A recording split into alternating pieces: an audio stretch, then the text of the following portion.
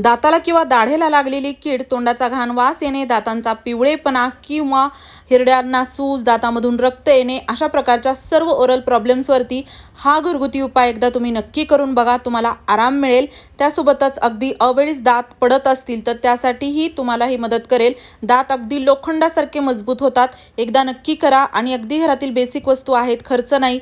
अगदी 5 मिनिटात तुम्ही याला बनवू शकता. वेगळं असं काही आणायचं नाही आणि रोज रोज बनवायचं देखील नाही. त्यामुळे एकदा नक्की करून बघा आणि आवडल्यास मित्रपरिवारासोबत शेअर करायला विसरू नका. तर त्यासाठी बघा आपल्याला इथे 2 चमचे मेथीदाणे लागणार आहेत. मेथीदाणे आपल्या घरामध्ये सहज मिळतात आणि आपल्या सर्वांनाच माहीत आहे आरोग्यासाठी मेथीदाणे खूप चांगले आहेत.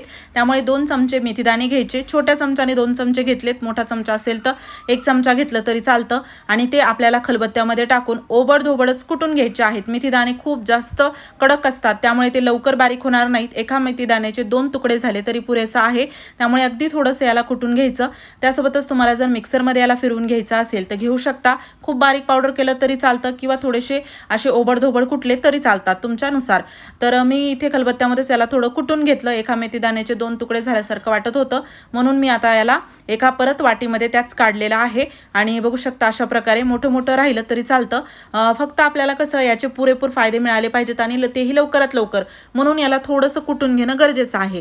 त्यानंतर ना आता इथे आपल्याला लागणार आहे लवंग. लवंग बघा 1 लवंग घेतली तरी पुरेशी होते, पण योग्य लवंग घ्यायची. म्हणजे त्यावरती असं पिवळसर ते फूल असतं ना, डॉट असतो, तर तसं असल्यासारखं म्हणजे पूर्ण लवंग घ्यायची. अगदी अशी नको की फक्त काळी काळी घेतली खालची आणि झालं, त्याचा काही फायदा होणार नाही. तर 1 लवंग मी घेतली, त्याला खलबत्त्यात कुटून बारीक पावडर केलं.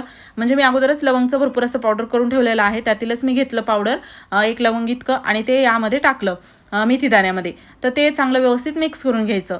त्यानंतर ना आपल्याला इथे लागणार आहे लिंबू.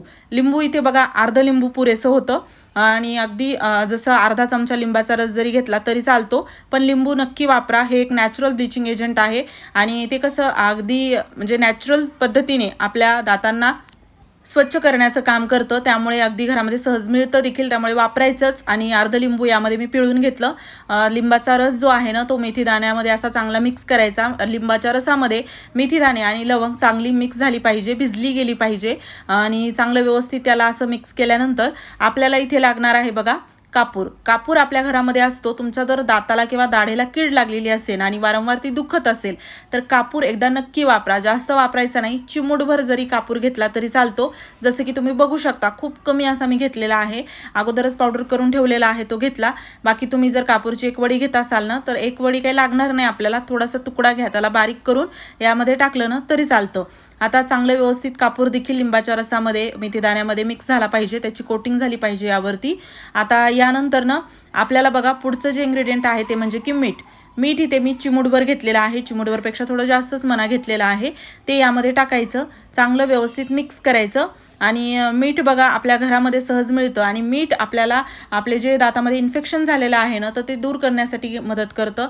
म्हणजे तोंडाचा घाण वास येत असेल किंवा कीड लागलेली असेल त्याला दातांना डिसइन्फेक्ट करण्याचं हे काम करतं, त्यामुळे नक्की वापरा. त्यानंतर आपल्याला इथे लागणार आहे कांदा. कांदा आता इथे बघा आपल्याला ना 1 कांदा घ्यायचा आणि त्याला सोलून घ्यायचं. त्याच्या जर ब्लॅक फंगल्स असतील, थोडा स्वच्छ नसेल तर त्याला अगोदर 5 वेळा काढून स्वच्छ पाण्याने धुवून घ्यायचं. कांदा स्वच्छ धुवूनच घ्या, कारण की बऱ्याच वेळा त्यावरती फंगल्स असतं आणि ते आपल्याला अजिबात आपल्या दातांना लागलं नाही पाहिजे, कारण की आपण हे ओरल वापरत आहोत आणि त्यामध्ये स्वच्छतेची नक्की काळजी घेतली पाहिजे रिझल्टसाठीही आणि पुढे आपल्याला भविष्यात काही त्रास होऊ नये त्यासाठीही. आता यानंतर ना आता फक्त थोडासा भाग लागणार आहे कांद्याचा, तो मी थोडा कट करून घेतला, त्याला मी खिसून घेत आहे.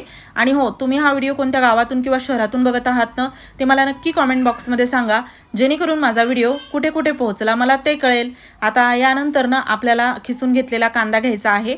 कुटून घेतला तरी चालतो, पण खिसून कसं लवकर होतो आणि त्यासोबतच काय होतं ना, म्हणजे आपल्याला कांद्याचा रस हवा आहे तर खिसून घेतल्यानंतर कांद्याचा रस सहज निघतो.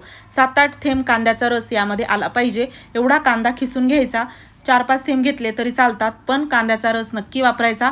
यामध्ये कांद्याचा रस व्यवस्थित टाकायचा, चांगलं याला मिक्स करायचं. म्हणजे मेथीदाण्यामध्ये बाकी इतर गोष्टी चांगल्या म्हणजे मिक्स झाल्या पाहिजेत आणि मेथीदाणा चांगला यामध्ये भिजला गेला पाहिजे, याची काळजी घ्यायची. त्यानंतर ना यामध्ये चिमूटभर हळद टाकायची आहे. आपल्या सर्वांनाच माहीत आहे हळद किती औषधीय त्याचे फायदे आहेत, त्यामुळे हळद तरी वापरलीच पाहिजे. थोडी जास्त कमी झाली तरी चालतं, पण हळद नक्की टाका, चांगलं मिक्स करा आणि त्यानंतर याला 5 मिनिटासाठी झाकून ठेवायचं. 5 मिनिटासाठी यासाठी की यामध्ये चांगल्या या मेथी दाण्यामध्ये सर्व गोष्टी मुरल्या पाहिजेत, मिक्स झाल्या पाहिजेत. त्यासाठी 5 मिनिट याला झाकून ठेवलं की 5 मिनिटानंतर याला काढायचं. परत आपण याला थोडंसं मिक्स करायचं वाटलंच तर. आणि आपल्याला इथे लागणार आहे कापूस. आता ना याला 2-3 पद्धती आहे त्याला वापरण्याच्या, मी स्वतः वापरून देखील तुम्हाला दाखवणार आहे. आत्ताच नाही, अजून याला आपल्याला बनवायचं राहिलेलं आहे.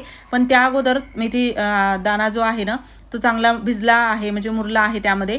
त्यामुळे काय करायचं, कापूस घ्यायचा, कापसाचा छोटासा गोळा करायचा आणि तो यामध्ये असा मिक्स करून घ्यायचा. म्हणजे त्याला ना सर्व लिक्विड लागलं पाहिजे, इतर गोष्टी सगळं लागल्या पाहिजेत. असं नको व्हायला की एकच गोष्ट लागली, हळदच लागली किंवा मीठच लागलं, बाकी काही नाही लागलं.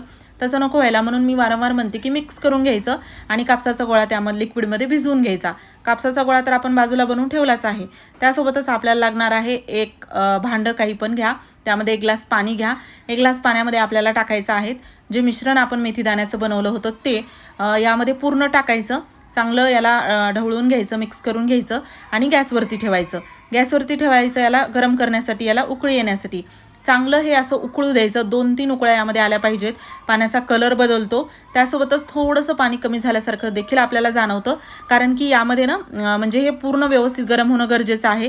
तुम्ही जर लक्षपूर्वक बघितलं तर यामधील मेथी दाणे तुम्हाला फुगल्यासारखे दिसतील, तेव्हा गॅस बंद केला तरी चालतो. साधारण यामध्ये 1 ते 2 मिनिट लागतात. आता हे मेथी दाणा तर यामध्ये चांगला फुगला होता, पाण्याचा कलर बदलला होता आणि पाणी 1 ग्लास घेतलं होतं ना, तर बघा 1 ग्लासापेक्षा थोडं कमी देखील झालं आहे आणि हेच आपल्याला हवं आहे. तर इथे आता जसं थोडं सांडलं त्यामुळे अजूनच कमी झालं, पण जास्त नाही कमी करायचं. अगदी थोडंसं एक 7-8 चमचे पाणी आटलं याचं की गॅस बंद केला तरी चालतो. आता कापसाचा गोळा तयार आहे, हे लिक्विड तयार आहे. कसं वापरायचं चला दातावरती प्रॅक्टिकल तुम्हाला करून दाखवते. आता जसं की इथे बघा या दाढेला कीड लागलेली आहे किंवा दाताला कीड लागलेली असेल तर काय करायचं, एकतर ना नियमित ब्रश 2 टाईम करणं गरजेचं आहे. त्यासोबतच या कापसामध्ये आपण जे लिक्विड टाकलं होतं ते लिक्विड या जिथे कीड लागलेली आहे त्या ठिकाणी लागलं पाहिजे. म्हणजे तिथे आपल्याला हे असं कापसाचा गोळा लावायचा आहे, त्याला फिरवायचं आहे. त्यानंतर काय करायचं, म्हणजे जेवढी दाताला किंवा दाढेला कीड लागलेली आहे ना त्या ठिकाणी याला व्यवस्थित असं लावून घ्यायचं. वाटलं असं तुम्ही 2-3 कापसाचे गोळे तयार करू शकतात किंवा 5 मिनिट त्या कीड लागलेल्या दाढेखाली कापसाचा हा गोळा ठेवला दाताखाली तरी चालतो. आणि त्यासोबतच हे लिक्विड तुम्ही भरपूर बनवून ठेवलं तरी चालतं. दिवसभरात कोमट फक्त करून याला 2-3 टाईम याच्या गुळण्या करायच्या. खूप जास्त त्रास असेल तर 2-3 टाईम करा, जास्त नसेल तर 1 टाईम केलं तरी चालतं. आणि भविष्यात कधी त्रास होऊ नये यासाठी महिन्यातून एकदा, 8 दिवसातून एकदा जरी केलं तरी चालतं. खूपच फायदेशीर आहे, तुम्ही एकदा ट्राय करून बघा. सर्व ओरल प्रॉब्लेम्स तुमचे दूर होतील. आणि या संबंधित काही तुमचे प्रश्न असतील तर मला नक्की कॉमेंट बॉक्समध्ये विचारा, मी लवकरच त्याचे उत्तरं देईल. व्हिडिओ आवडला असेल जास्तीत जास्त मित्रपरिवारासोबत शेअर करा. चॅनलवरती नवीन असाल तर सबस्क्राईब करायला विसरू नका. पूर्ण व्हिडिओ पाहिल्याबद्दल मनापासून धन्यवाद.